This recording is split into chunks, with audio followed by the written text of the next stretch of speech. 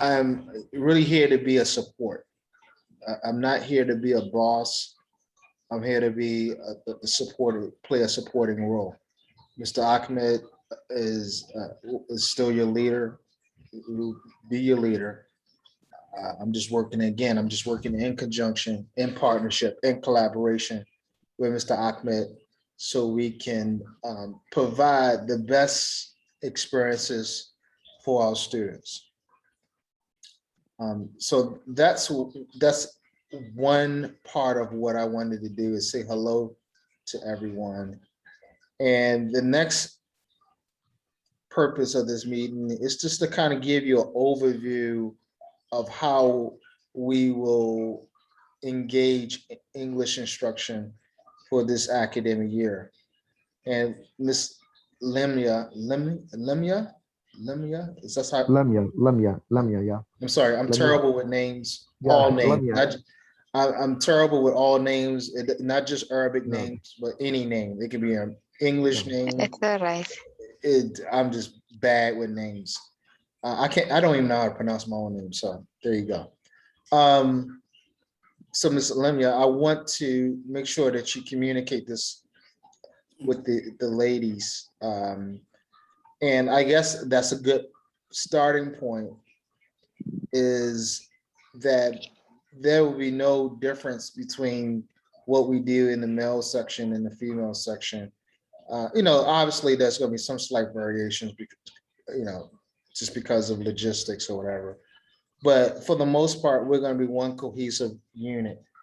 We're going to operate as one school, although there are two different locations. So one school, two locations. Okay. So I know I've been in this market for 10 years. I've been in Saudi Arabia since 2011. So almost 10 years, a couple months, it'll be 10 years. And I know the climate of many of the national and international schools. And often what happens is the female section operates as an independent and separate entity than the male section. We will not do that here. We will have one standard so we can support each other. And it's very important that we support each other so we can communicate well and we can be effective. Okay. So I don't want the ladies not being on a call, or one representative of the female staff setting a tone. So Ms. Lamia, please let the ladies know, when I ask for a call for a meeting for the English department, unless I specifically ask for men or ask for the women, I'm 100% serious about that. And so I expect everyone to be in line with that, and that we move as one cohesive unit. Because I think we can learn from each other. I think I have some things that can improve the department. I think you guys have some things that you can teach me, so I can help other people. And again, Miss Paradise has some things. So we all can experience a learning transfer. But if we're all not here and present, then we're missing out. I'm missing out on some of the great things you can share with me, and you would be missing out on some of the things I could share with you. All right. So that's point number one. Male and female section will operate as a cohesive unit in the English department. Okay. Meaning, what do I mean by that? That, the standards and the protocols that we set in the English department will be for both the men and the women. All right. So the men are just not going to do it, but the men and the women will do it. If the women are doing something that's amazing and effective, we want to know about it in the boys section. If the male teachers are doing something that is outstanding, the female teachers should benefit from it also. So no two separate schools, one school, two locations. All right, I think I've talked about that enough. All right, here's the meat and potatoes of what I wanted to communicate. And that's how we will approach this department. Ms. Paradise and I will give you a more comprehensive plan next week as we learn more things, because we're still learning about the school and the capacity, capabilities of the school. So we will present a more comprehensive plan. Again, this is just an overview conversation. But what I want to say as far as engagement is concerned is student-centered learning will be the focus of how we help students acquire the English language in all 4 domains: speaking, listening, reading, and writing. Okay. It starts with listening, speaking, reading, and writing. We will, in both the American Diploma Program and in the national section, we will set best practices and also response to intervention to help students reach their full potential. Now, when I talk about English language, I'm talking about actually applied language, being able to speak using proper and appropriate grammar, but more importantly, being able to use the language when they're in authentic situations. The other indicator of a successful English program is that students are able to enhance their critical analytical thinking abilities, their thinking abilities. We want to also enhance their essential skills. Some people call them soft skills. I call them essential skills, to make them better communicators, to increase their emotional intelligence, to make them better collaborators, because these are the things or the assets that are important for the second half of the 21st century as we enter this thing called the knowledge economy or the learning economy. So I'm not only impressed by good test scores, assessment scores, but I want to make sure that students can use the language appropriately and use the language to help to begin to synthesize higher order thinking. Okay, so we're thinking about Bloom's. Our goal is to get students to operate in within the evaluation and creation domains or levels within Bloom's. And we're going to do that by focusing on students' wants, needs, and expectations. Okay, so in that regard, we're going to have something called a EIT program for the national department, and it'll be called the SIT team for the American Diploma Department. The EIT program will be the English Improvement Team. And what the English Improvement Team is designed to do is have us work collaboratively and utilize a culture of thinking to help students meet their goals, help students meet their wants, needs, and expectations, so they can be, again, effective in the use of the English language and speaking, listening, speaking, reading, and writing, but more importantly, thinkers,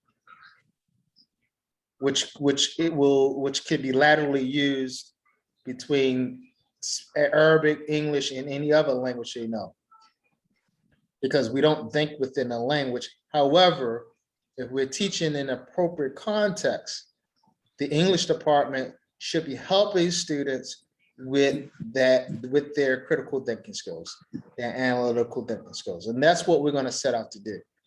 If we do this and we do it well and we do it systematically, then we can start to look and look at data, analyze data, aggregate data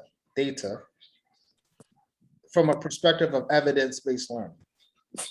Because we can have students do various types of assessments to determine where they are. And this will make the CEO, Dr. Abdulaziz, very happy because as I understand it, he's very much into assessments. And assessments are a good thing because they do help inform how we teach. So the approach will be student-centered learning. I'll get more, you're going to hear me say that over and over again, and I'll get more into that as we collaborate with one another. Student-centered learning, the accountability will be through the English improvement team. Now, how will this team work? This team will do something called learner profiling through individual education plans. In this case, individual learning plans for English. This means that every student will have a learning plan and every student will have a profile, a learner profile. So we know where their language ability is, starting off with diagnostics and pre-tests, and we monitor as the school year proceeds and progresses. In this regard, what did we say, Ms. Paradise? Did we, for the IET, did we say once a week or once every 2 weeks? What did we say they would meet?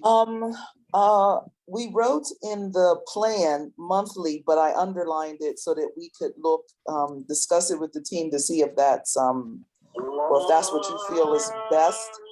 Maybe every 2 weeks though. Yeah, I would like to start off with every 2 weeks, and then as the academic year proceeds, we can make it monthly. But the key here is this English improvement team will meet consistently to review every student's English language ability. And the whole job of the EIT is to create opportunities for the teacher to implement instruction and other response to interventions, whether it be after school programming, whether it be the use of technology, whether it be the going online in a self-regulated manner to practice their English, whether it be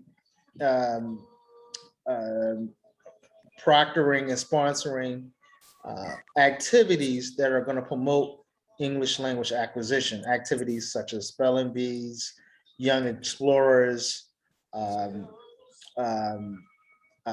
one-on-one interactions, peer learning. So this is what the intent of the EIT program. Ultimately, it's there to support you as an educator, so you're not alone in an island by yourself or a classroom by yourself trying to get students or trying to help students acquire the English language. Because we know many times in our classrooms, we have mixed ability students. Some students are advanced, some students are intermediate, some students are at the beginner level. Okay.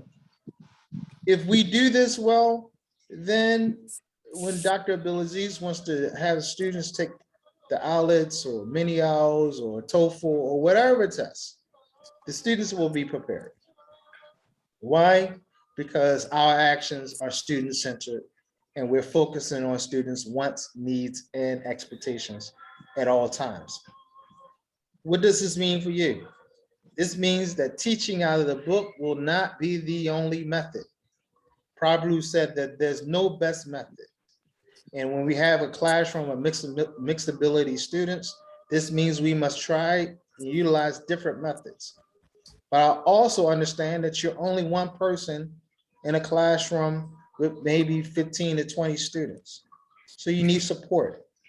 So the EIT program is there to support you through help it do bi-weekly meetings, and then as we move forward, maybe monthly meetings where we review every student and see what we can do to help that student meet their wants, needs, and expectations. So this is designed to be a support for you. So I'm going to ask everyone to support us in the EIT program. I feel like that's going to make you a better practitioner. And what it'll do, it also improve the level of customer service. Parents are paying money out of their pocket, the hard-earned money, and we're going to give them value for their money. So at the end of every, or at some point, we take the results from the EIT meetings and we communicate them to parents. Right? So if Mansour, who's a third grader, is having problems with subject verb agreement in English, then this will be something that we will create a response and intervention for, or we would help the teacher in creating some ancillary activities so Mansour can become proficient in subject verb agreement. That's just a silly example that I'm giving you. But the key here is that we communicate it and we execute. Okay. Let me know at any point if you don't understand, because I know some of the things that we will try, that we will implement, it's going to be new to some of you guys. For some of you guys, you're probably already doing it. Good teachers already do it, right? But for some of you, it may be new. You may not have ever heard of this before, which is fine. If you don't understand something, please, again, come to me at any point in time, WhatsApp me, and let me know. Have a conversation with me. For the females, you can WhatsApp me, or we've also created a Google Classroom. Okay, and I looked on the classroom today. You guys haven't joined yet, so I'm going to give you the code. Do you have the code, Mr. Ahmed? Yeah, yes, Can you put the code in the chat box and the link so Yes, teachers yes. can join the Google Classroom? yes, now. Okay. And in this Google Classroom, you guys can still operate off of WhatsApp like you normally, like as per your regular procedures. I know you guys love WhatsApp. I love WhatsApp also. But Google Classroom is a great platform. It's a great learning management system to store information and communicate with one another. So if there's a really good worksheet that Miss Paradise found, or communicate the standards, you can find all this stuff in a very organized fashion in the Google Classroom. Okay. Also, we can upload videos there, YouTube videos, TED Talks, all these things. The Google Classroom, I want to be a resource for you. We can have testing banks, all these things as a resource for you. Mr. Ahmed just put the code. Does I put everyone, getting on Google Classroom is pretty easy. When you go to the Google main page, there's 9 dots, a box with 9 dots. You click with that 9 dots. You should log on to your Google account first, and then you go into the main homepage. Then you go to the main homepage. You go into the main homepage. Hey guys, Ray, go to the other room. Go to the, so once you log on to Google, on the right-hand corner, if you have an English account, if you have an Arabic account, it's gonna be the left-hand corner. You click a box, it has 9 dots. You click it. When you click that box, all of your apps for Google will pop up. one of those apps, when you scroll down, should be Google Classroom. You click it, there's a plus sign, you click the plus sign, and you put that code that Mr. Ahmed just gave you, and that will allow you inside the classroom. Okay. Pretty simple to do. All right. In that classroom, you can post questions, you can access the resources we put there. All right. And it's just for us. If you have questions, if you want to celebrate someone, we should be doing all that good stuff. You want to celebrate someone for doing a great job, put it in the Google Classroom. Okay. You should find, my intent is to put resources for you guys to use to help your students, ancillary resources to help your students improve in their listening, speaking, reading, and writing. Keeping in mind that writing is the prize, right? That's the prize. And good writing is a result of great thinking. Good writing is the result of great thinking. All right. Great thinking is the result of great listening and great reading. So that's what we're going to try to promote in this program. Students being very good listeners and avid readers.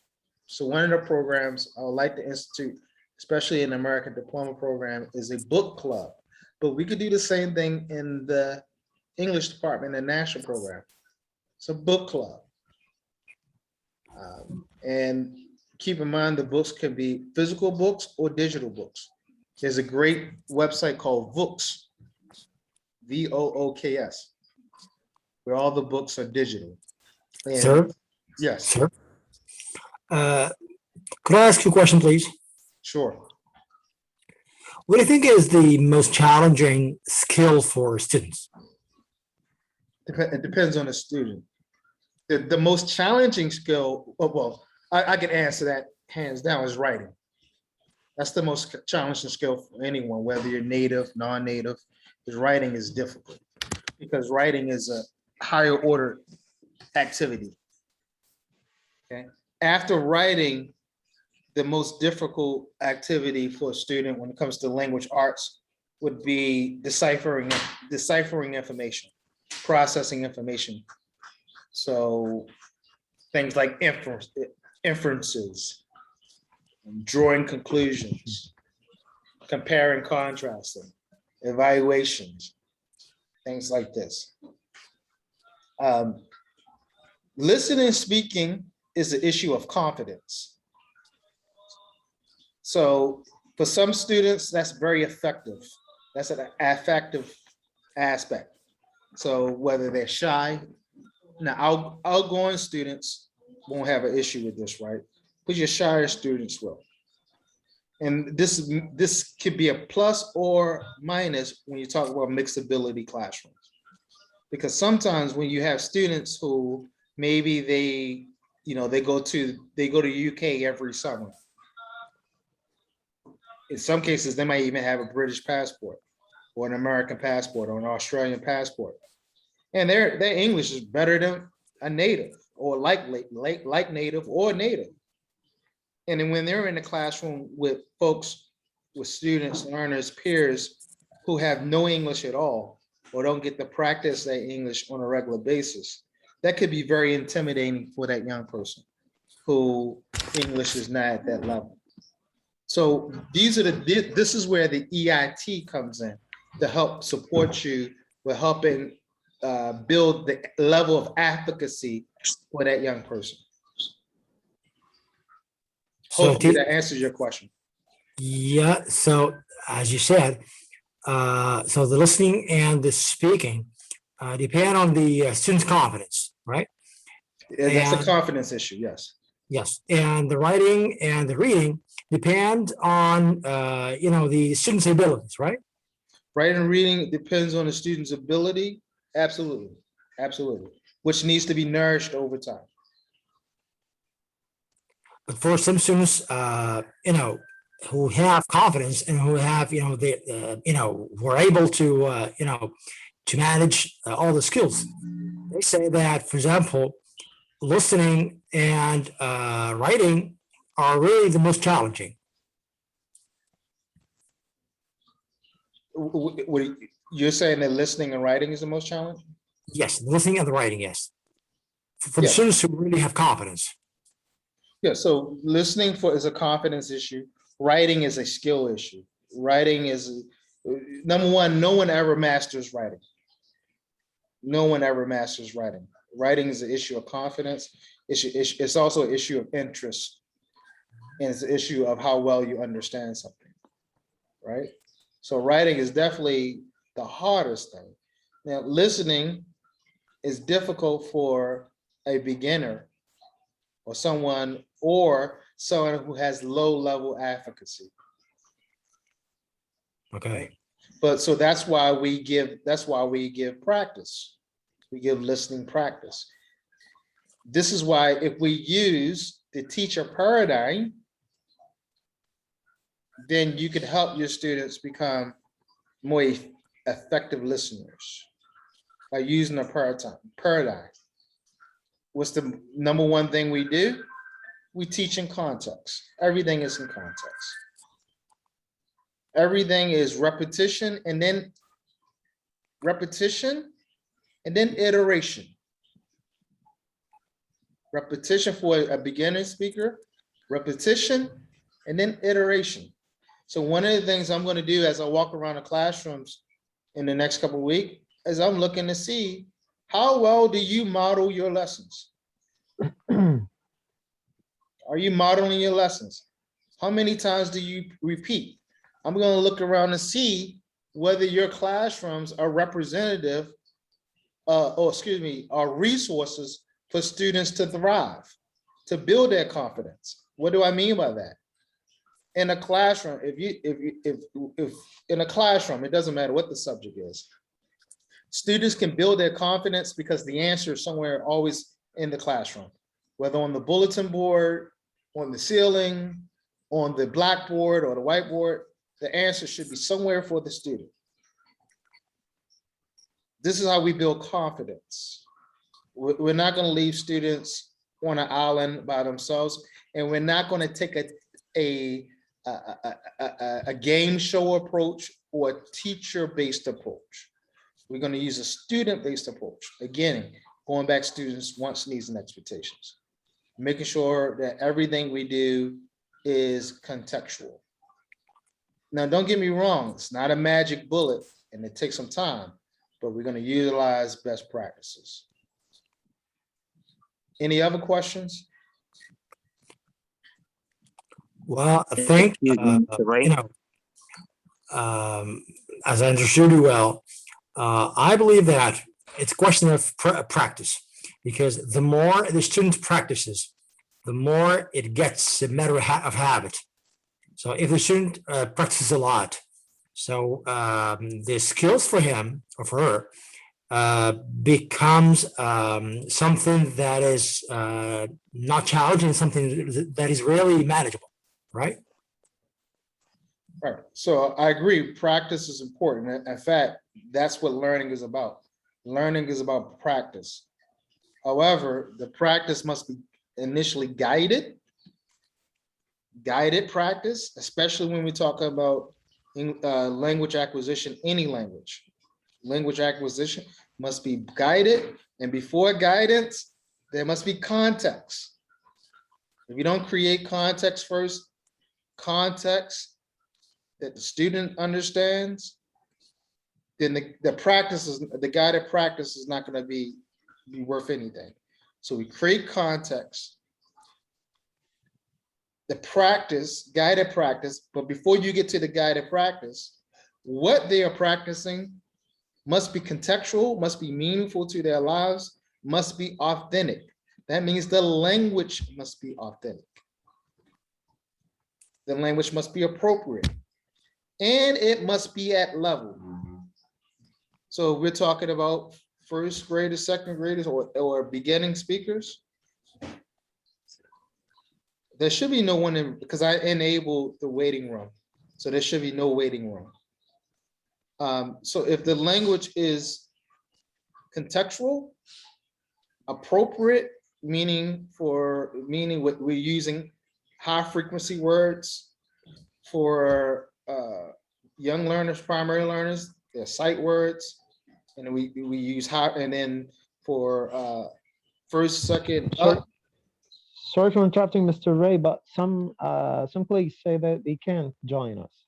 I don't know why they I should guess you have be. rejected some of them. Maybe by mistake. No, there's no waiting room. I disabled the waiting room. So they can. They should be able to come right in. Yeah. Let They me should be come right in. And this is a paid account, so there's no limit. I'm not sure what the issue is. But the point is it Mr. Zayed? Ziad. Zayed. Told you I'm terrible with names. It's okay. The point is, you're right, practice is key, but there's some things that we need to do before the practice to make sure the practice is actually that the practice is going to be meaningful.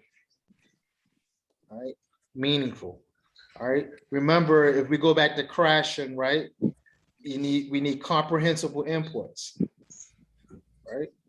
That comprehensible inputs, meaning that it's the language that they're going to practice is going to be understandable. That's where the context comes in, and then meaningful. Remember, every young person, even us, we have something in our brains called the amygdala, and it's concerned about what's in it for me. So let's make sure. So we make sure that the scripts or the transaction or the learning opportunities or the language that we use with students are appropriate, is in contextual. I didn't want to turn this into a training session. So, but Mr. Zia asked the question. Is he still there? Or did he drop off the phone? Yeah, I'm here. I'm here, sir. Okay. I think Mr. Collett, you had a question? Yeah, excuse me, Mr. Ray. Yes.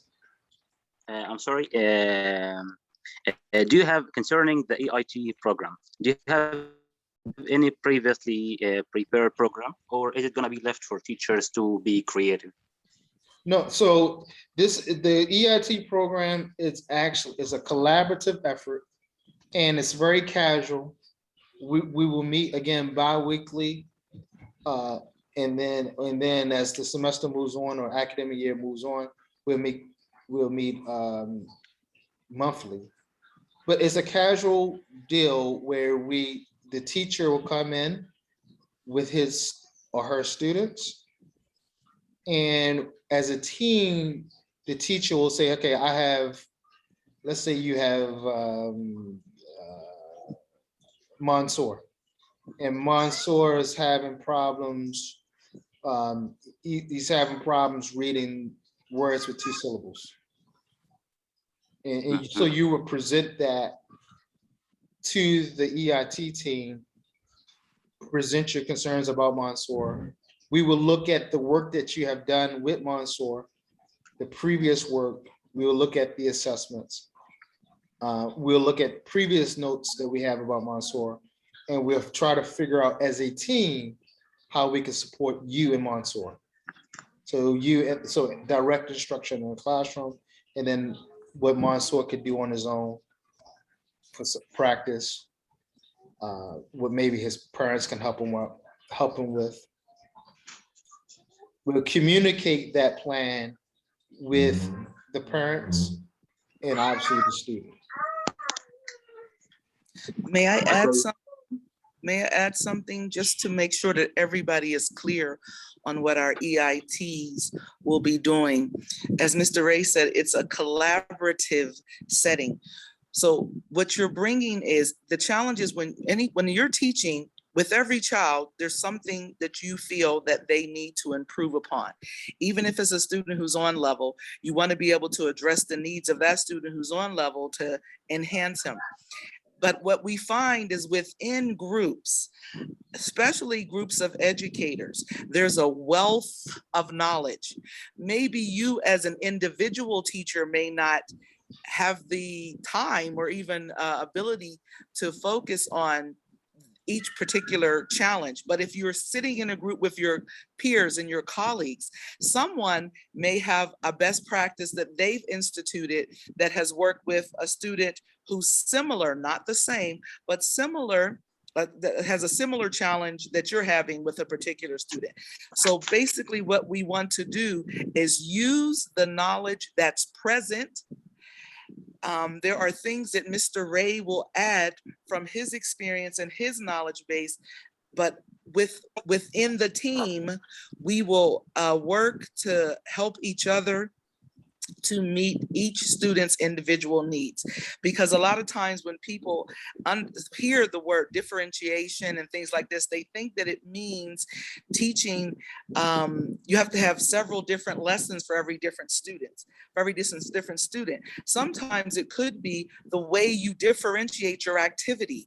Sometimes it could be, as Mr. Ray mentioned, what you send home for Mansour that the parents could do with him that's different than what Ahmed would need. So that's what these EITs are for. These English intervention teams, us getting together as educators to help one another to meet the needs of each individual student in each classroom. And so you don't feel like you're by yourself also. Yes. Yeah, that's great. That's great. Thank you very much. At the beginning, I thought it's a team of students like the English club, but now it's clear that No, it's a team of teachers. Team of your colleagues. And then, Okay, you know, thank you. and I will do my best to bring even people from the outside in the meetings. Because we know that some of our students may have challenges that are beyond our pay grade or our ability. So sometimes we may have to bring in other type of professionals. Okay, Sir, thank you. excuse me. Yes. Sir, I have a question, please. We're gonna go back to Ziad and then Mr. Yes. Ahmed. Okay. Actually, I believe that the use of the differentiated techniques is really important in the classroom and in the learning process. Yeah, absolutely are. Yeah. So the teacher has to use the differentiated techniques to make the learning process easier and more efficient. Yeah, I'll be honest with you, it's easier said than done. Even the best teacher has problems with differentiation because you got a lot, listen, teaching is hard. Teaching one person can be difficult. Teaching 12, 15, 20 people is hard. And so differentiation is easier said than done. And this is why people skirt around differentiation because no one knows how to quite do it effectively. So the best way to do it effectively is have a team effort, right? And also, this is where the concept of shared responsibility comes in. Because we have to be honest with parents, and this is why I want to communicate with parents. Help us do this. You can, read to your kid or point this out or ask him these questions or make sure he does this activity. Okay. We're also going to use technology. Technology is on our side. There are websites where students can record themselves speaking and play it back. So we're going to utilize different forms of technology. But again, also I want to make sure that we understand there's going to be a focus on students' want, needs, and expectations. So students are also a stakeholder in this also. In fact, they're the biggest stakeholder.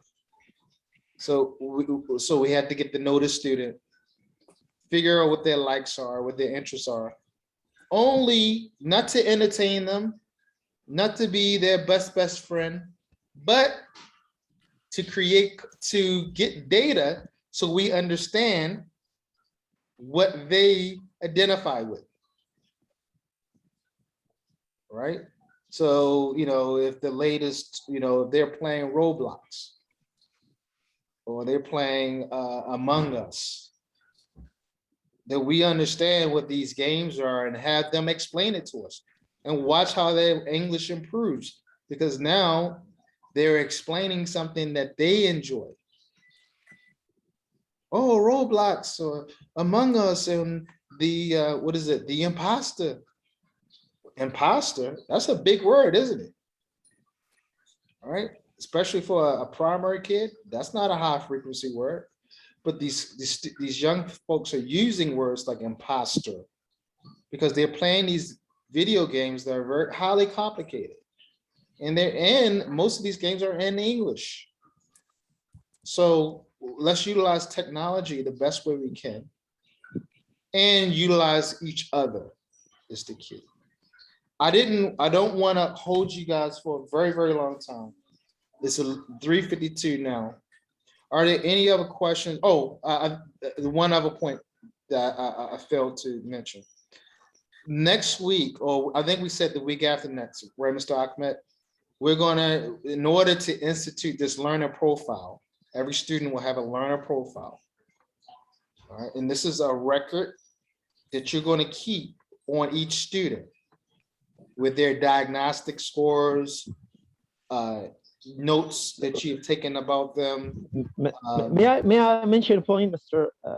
Ray, to clarify it? Sure. The teachers are worried about, is there a framework for us to work at, Is there a framework, or it is just, some suggestions by them, stuff like that? This is the question. Is there a framework for this, this group, or this, just a minute, ELT? Yeah, so the EIT, I'm going to walk you through it. Don't be nervous. It's nothing that you need to really, is nothing that I'm asking you to do as far as developing. That's what me and Ms. Paradise for. And then as we walk you, I'm going to be there for every EIT meeting, okay? For the ladies, we may do it over Zoom, okay? But we're going to be there, or when we get the lady, a female coordinator, but I'm going to be there to walk you through the process. So don't get nervous about it. You're going to see how casual and laid back it is, but effective.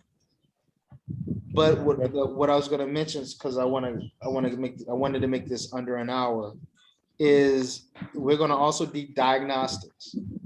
Yeah, this was my next question about the diagnostic test. Right. We need to talk about that. So Mr. Ahmed and I have to figure out the logistics behind it. So we may not do it next week because we need to know how many students are in each class. This was my point, because Yeah. the labs are not yet ready yet. After Yeah. checking today.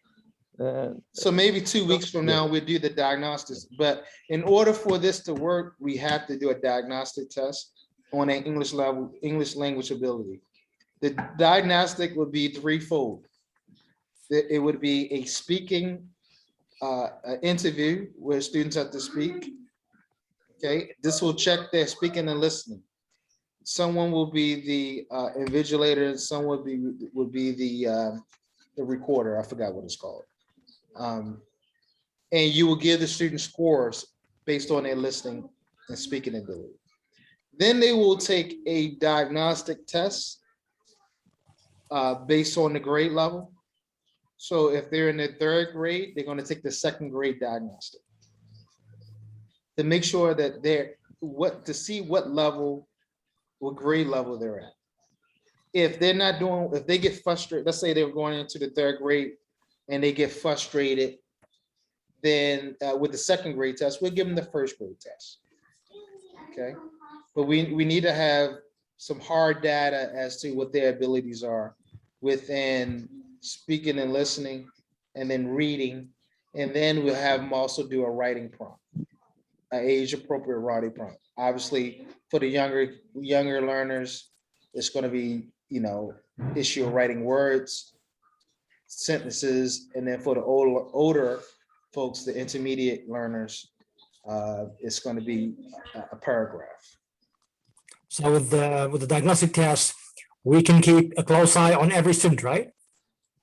Yeah, so it's going to be done in 3 different stages, and we have to figure out the logistics of this.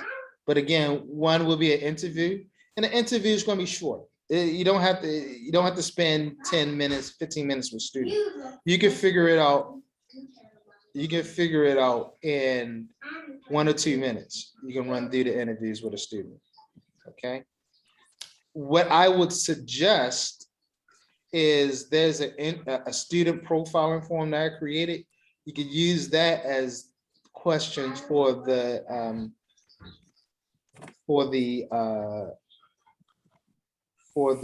interview. If not, for the older students, we might ask. I will give you the questions, but I'll also have a Phoenix, other room.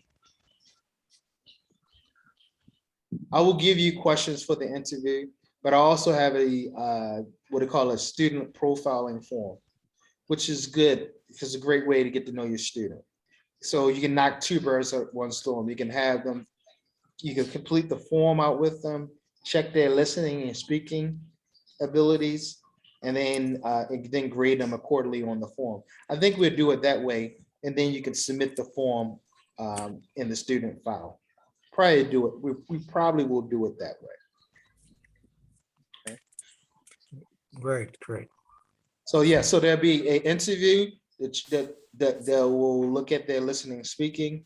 There will be a reading comprehension based on grade level, and then there'll be a writing prompt. So we know where they are, so we can begin to level them up. So I just wanted to give you guys a heads up about that, because again, we have to figure out the logistics. Obviously, that's going to take some time, but it's going to be paramount in order to properly execute. Can't not do student-centered learning without first doing diagnostic and pre-test. And is this a year process or just a few months process? This is 1 year process. Okay. Yeah, 1 year process with continuous assessment. Any other questions? Yes, sir. I need to ask you about the prior practice activities for listening, okay? Especially for long learners, because I found it so hard for me to find some activities for them in the prior practice stage at the end of my lesson. What stage? I'm sorry, say that again. What stage? Young learner, elementary. Okay, yeah. So that's where the getting to know your students come in, because sometimes you just have to create those activities yourself based on the student's interest, right? But there's also a lot of good stuff out there, and the intent is to, excuse me, that's what the Google Classroom would be for. So it'll be a folder with grade 1. In that grade 1 folder, there'll be listening activities, speaking activities, writing activities, reading activities from grade 1 to grade 12. And so you should be able to go into the classroom, the Google Classroom, and pull some activities if you're trying to, help students with one of those 4 domains. Thank you, sir. Thank you. But I want to stress here, the key is to get to know your students, what their wants, needs, and expectations are, so you can create your own material, and you upload it. Once you create it, use it, see that it works, you upload it to the Google Classroom, and you're a superstar. And I have to concentrate or focus on their interests, especially for young. Am I right? One more time, I'm sorry. And I have to focus on their interest in listening or something like that. So it's easy for them to get in the exercise and can achieve the goal of the lesson, right? Absolutely. Absolutely. And again, guys, I want what we do, and I think Mrs. Zayed said it well. So Ziad said it well, that practice is key. Making sure that we do the things before practice. Okay, let's get them. What I would love to see when I walk through the hallways is you guys have the students on their feet, and they are engaging each other, and they're talking to one another. And I want to hear noise, constructive noise, not them fighting and playing around, but constructive noise. where they're talking to one another in English, and you're engaging them, and you're practicing, and you're doing repetition, and they're trying it out, and they're getting frustrated, and you're encouraging, and they're encouraged. That's what I want to see. That's how they're going to learn, right? And then we also have the benefit of the textbook. But I want to be clear. I just don't want to see this teaching out of the textbook, flipping pages. Let's try to get them on their feet as much as possible, put them in real world context, make sure that we give them a context that they understand, that we model, we guide them through the context, and then we let them practice it a couple of times themselves. Excuse me, sir. I would like to shed some point on something important, by the way. Okay. Actually, talking in English or thinking English should be a habit for the student. It's not a matter of just talking English or thinking English in the classroom. It should be a habit at school and at home. All right. If it becomes a habit at school and at home, that would help the students a lot. But if just a matter of school, that would not help a lot. All right. So it should be both at school and at home. Do you agree with me? No, I agree. And that's why we want to have interventions. And that's the whole point of the EIT program is to create intervention, create opportunities, after school opportunities, intramurals, anything we can do to help them, to put them in authentic context where they're not even realizing that they're learning English because it becomes a natural thing. Okay. Excuse me, sir. Yes. I have a question. Yes. Excuse me, Mr. Ray. There is something still vague. I don't know. Are we talking about just about the national department or the American diploma, both of them? I'm specifically talking about the national department. Yeah, so the EIT team will be involved just for the national department of the school, right? Yes. We will have weekly meetings to develop and improve some materials for the bi-weekly. Yeah, okay, that's it. Thank you so much. Yeah. And it's not necessarily, and again, it's a learning transfer. Look at it as a learning transfer. Is an opportunity where we're looking. The one thing I don't like is we wait till the end of the semester or the end of the year to say these are the things the student needs to work on. No, our job is to realize and identify those things during instruction. So at the end of the year, they are where we want them to be or close to it.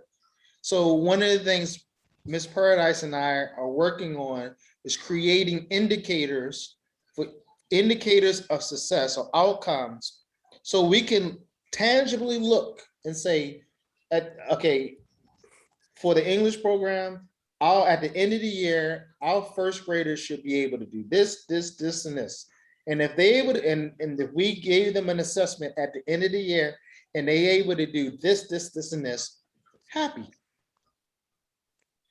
Okay, so sorry for interruption. And about the curriculum we are teaching in our schools. So there will be change, or we will teach the same curriculum for the next year. So there's not going to be changes. There are going to be add-ons, ancillary supports. Look at them as supports in content and a shift in thinking to make sure that what we're doing is student-centered. Like poetry, drama, and so on, or if we can have drama, listen, if we can start doing poetry, drama, plays, anything that's going to help them improve their English, I'm for it. As long as it doesn't break any of the laws for Saudi Arabia, I'm for it. Okay, sir. Thank you so much. Okay, and you're right. We should. That's what I want to see. I want to see acting, drama, poetry, whatever, get them on their feet. One of the things I'm looking to do is get a classroom and have a restaurant, a little mock restaurant, a bank. What else did I say, Paradise? Airport. An airport. So we could put them through scenarios that they will face or that they face with their parents. You know, Yes, they're the banker, they're the waiter, or they're the cook, or they're the manager, and you know, and not scripts. I want to move away from this AB. Well, I want to move away eventually from giving them set scripts to have them use their own language based on the situation. I'm sorry, they're in. Mr. Ray, but I have just got confused. You're talking about Mr. Mahmoud has just talked about drama and poetry for which section? Even for the National national one? Yeah, so we won't have don't get me wrong, we won't have a drama and poetry class. However, utilize drama and poetry in your English lessons so you can create context. You can create situations. We call it theater techniques, all right, to get them interested. And whatever drama techniques or poetry or whatever it is, it should be based on the students' want, needs, and expectations. We get that. How do we find that out? By asking them. So we ask them that in the student interest form or student profiling form that you all will fill out, hopefully as a part of the speaking and listening assessment. Mr. Ray, excuse me. Yes. We were talking to Mr. Ahmed Saif, talking to administration to provide us with more English classes per week, you know, so because we're teaching many things at the time. Or to Me, reduce myself, the curriculum, me, Mr. myself, Mahmoud. Let Mr. Mahmoud speak. okay. Me, myself, I really like using authentic language. When I'm talking to students about their interests, like games, they produce very good language, like talking about Minecraft games. They know many words using just a game. Yes. So we don't have the fancy to use authentic language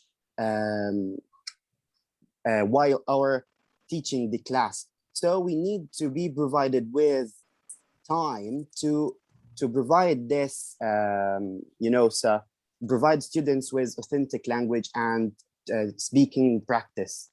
So that's my challenge to you guys. You guys get 40 minutes a lesson or 50 minutes a lesson? 45, yes.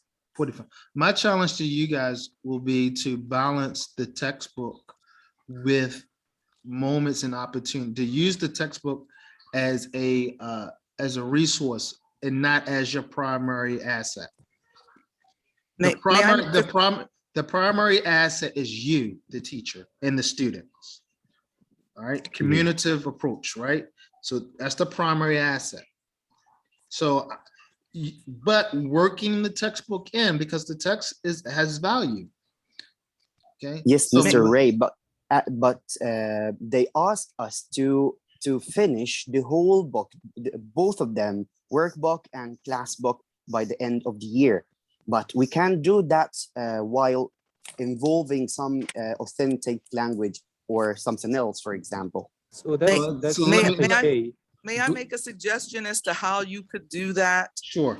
Okay, listen, we are in we're in a system where the books have to be finished or administration's not happy, parents will complain.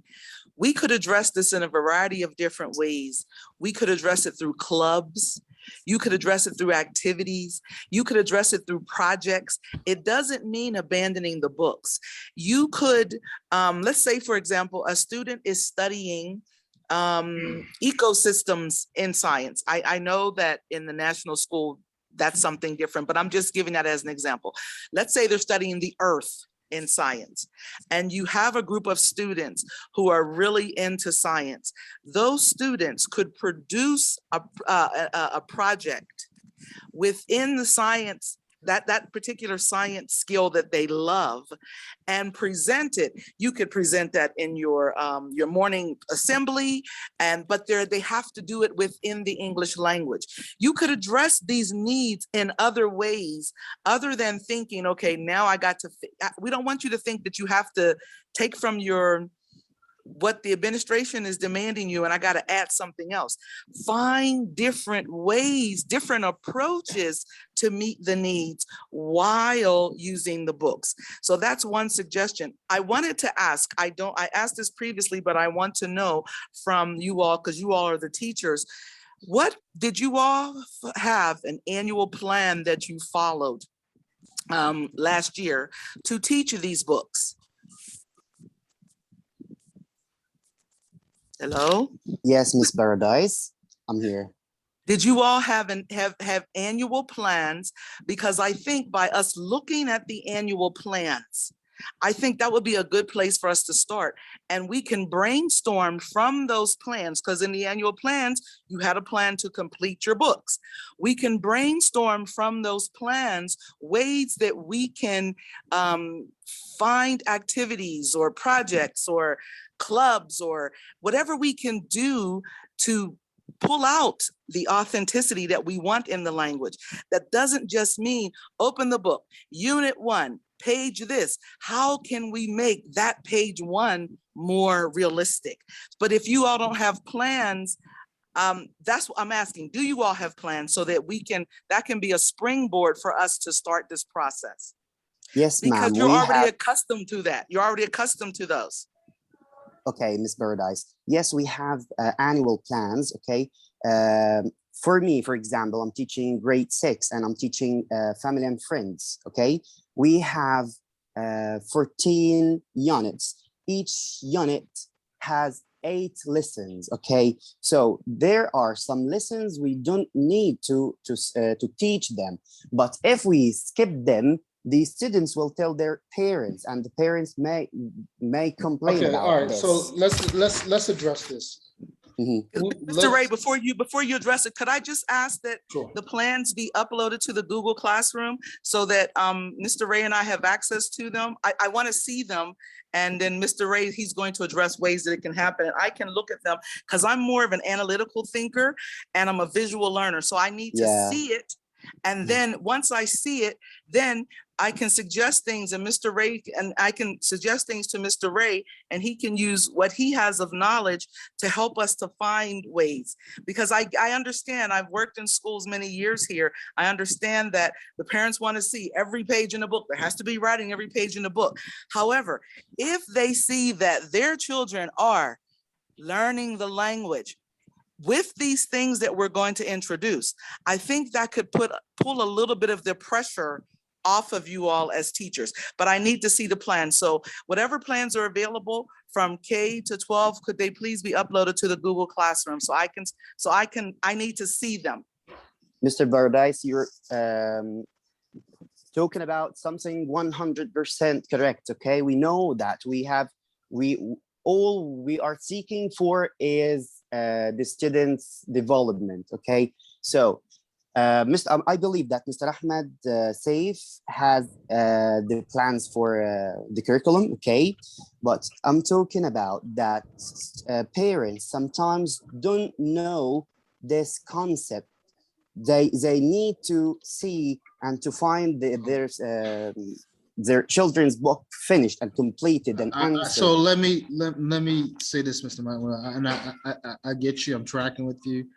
But ultimately, we have a job to do, and our job is to make sure that students acquire the English language based on the standards. So that's a communication issue. Let me take that burden and from you guys, so you guys can be more effective. And I will meet with parents with a translator and explain that this year, every page may not be completed because we may look at the pages that we can be more effective and more efficient to provide opportunities for, as Mr. Zayed said, practice. Because Zayed said practice. Don't laugh at me, Ms. Bird. Okay, so thank you so much. That's exactly what I'm talking about. Okay, let me take that burden off of you. Yes, giving the parents this knowledge that we don't need to teach every single page in the book. So, as Ms. Paradise said, if we're gonna take that approach, then we need to come correct with the parents, have a plan that we give them, and Mr. Safe, Mr. Ahmed Safe, if we can get those plans uploaded to the Google Classroom, then we can begin to unpack them and work with you, the teacher, to figure out, and it doesn't have to be all in one swoop, but figure out what works in the book and what we can do better in the classroom as far as guided practice. Thank you so I'm much. sir. tracking with you, Mr. Mahmoud. I got you. Thank you I so haven't much. heard sir. from any of the ladies. Ladies, do you have any questions, concerns, comments?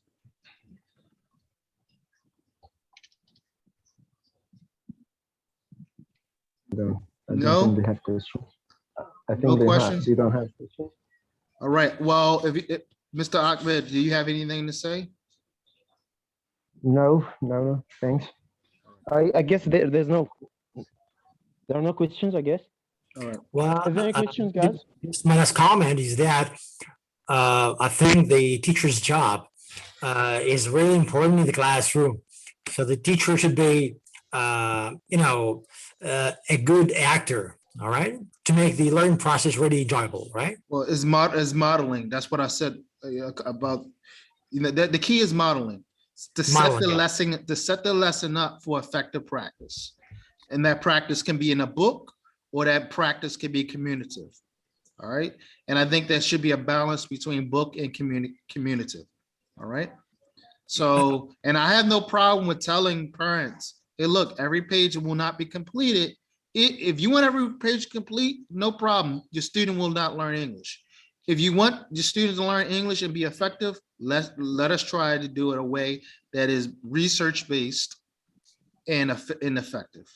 Okay, so let me take that burden off your shoulders and address that with parents. What I want to see is effective instruction. I want to see students on their feet. I want to see them using the authentic language, as you said earlier, Mr. Mahmoud. I want to see guided practice, modeling, repetition, iteration. Okay, and I want to see us focusing on students' wants, needs, expectations. If that's all and there's no questions, I hope you guys have a wonderful weekend. Relax, enjoy yourself, smoke some hubbly bubbly if that's your thing, drink some iced tea, not too much sugar if that's your thing. We will see you bright and early Sunday. Just keep in mind that sometime in the next 2 weeks, we have to do those diagnostics. We will start implementing the EIT program within the next 2 weeks. I'm excited. I'm happy. I'm impressed by what I've heard today. You guys sound better than some of the international school teachers. In fact, many. Indeed. All right. So I'm you guys got me pumped up now. So I'm here to help you guys. I'm not here to be a boss. I'm here to be a teammate. And if you have any questions, send me a WhatsApp or come to my office. I should be there in the mornings from 6:30 to approximately 1. I'll probably leave the same time you guys leave, 6:30 to 1, 6:30 to 2 every day. All right. Any other questions? If not, thank you for your time. Ms. Paradise, do you have any closing words? No, I'm good. Let me just say something that's important. And Mr. Ray mentioned this, and this is very, very important. It's really important that you understand that, parents are going to complain. That's just the nature of the human beast. Very few people are going to come to you and say, wow, you did an amazing job, but they will seize every opportunity to complain. However, when something is new, and that's the reason Mr. Ray is going to meet with the parents to explain to them what is going on and why it's going on.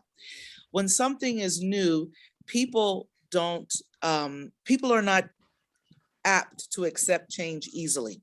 So that's the reason Mr. Ray said he will bear the responsibility of that.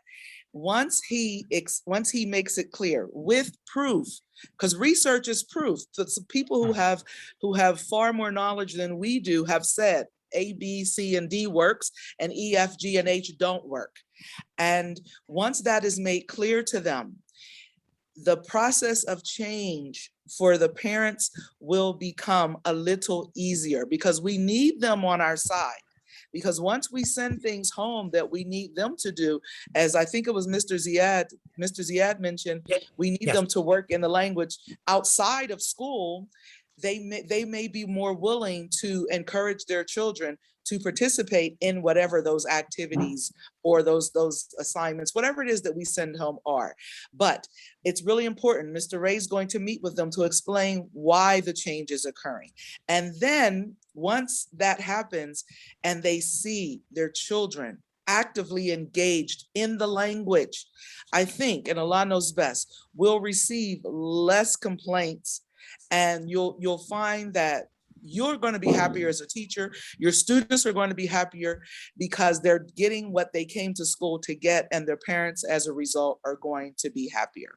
And Allah knows best. I pray to Allah that He blesses you all in the school year. I will not be on campus, but I will be working from the sidelines with Mr. Ray to provide you all with whatever I have in my small arsenal of resources to be able to assist you to help the students meet what they want, their learning goals, because these students have goals for their lives also. And unfortunately, sometimes just following the book doesn't allow them to meet those goals. So let's remember why we're here. Let's remember the nobility that there is in teaching, and let's implement this. Let's be very positive about it. So when parents approach you about it, have a positive attitude. If you don't understand enough to be positive, then ask questions so that you can be positive about it. And let's do the best we can possibly do for the student body. Well, I would like to thank everybody for what they said. All right. I would also like to thank Ms. Paradise for what she said right now. Okay. I would like just to insist on one very important thing, is that in order to avoid parents nagging or parents complaints, I guess that every teacher has to have a file for initial point and objective point. So because every parent, when he sees or when he notices that every student or his son has an initial point and an objective point, that is the learning process. So he will follow his son very closely, and he knows that the teacher is following his son very closely. So that could avoid his complaints, I guess. Thank you for your words, everyone. Enjoy your weekend. Have fun. We will see you Sunday, inshallah. Inshallah. All Thank right. you very much. Thank you very much. Nice Mr. Ray. talking to you, Mr. sir. Paradise. Thank you, everybody. Thank you. Thank you.